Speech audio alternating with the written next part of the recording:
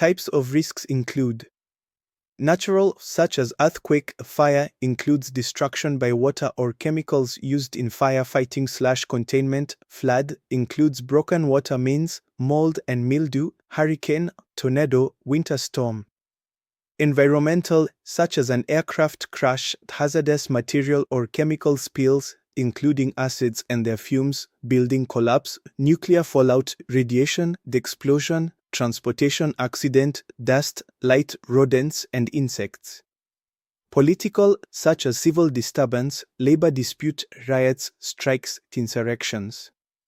Incited, such as arson, bomb threats, theft, sabotage, security leaks, vandalism.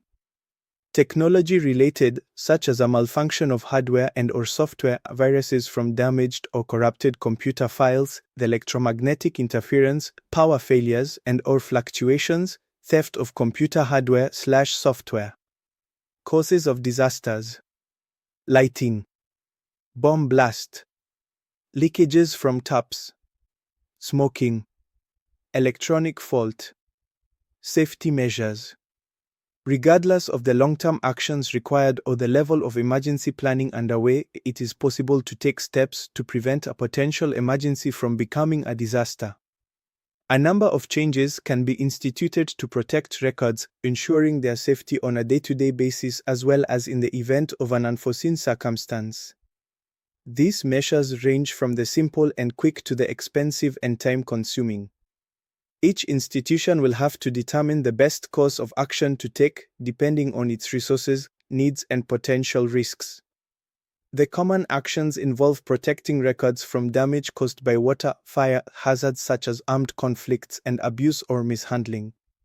Some safety measures are: use of fire detectors, turning off water taps, observation of safety regulations, banning smoking in the registry, repair of damaged roofs, pipes, etc. Healthy environment in the workplace.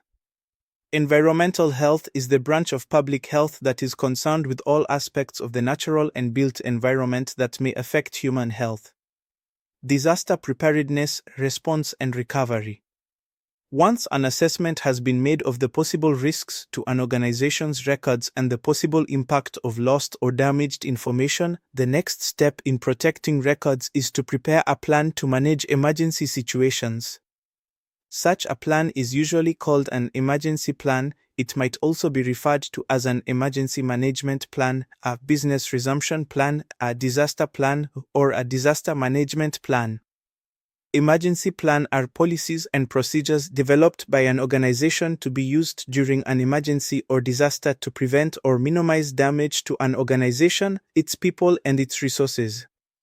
Emergency planning involves three distinct activities. Readiness, developing a combination of preventive measures to forestall emergencies or disasters, and strategies for dealing with disaster should it occur. Response, adhering to procedures to deal with any emergency situation that arises. Recovery, restoring records and facilities to their usual condition and resuming normal activities. An emergency plan will ensure the right measures are taken at the right time in the event of an emergency or disaster. An emergency plan helps the organization to be ready, that is, to take steps to remove the threat of damage to records and archives by identifying preventive measures that can be taken to improve the stability and security of records. It also helps the organization to respond, to establish procedures to protect undamaged materials and to stabilize the condition of damaged materials so they may be recovered. It also outlines the work involved with recovery, the tasks of salvaging materials and cleaning and protecting them.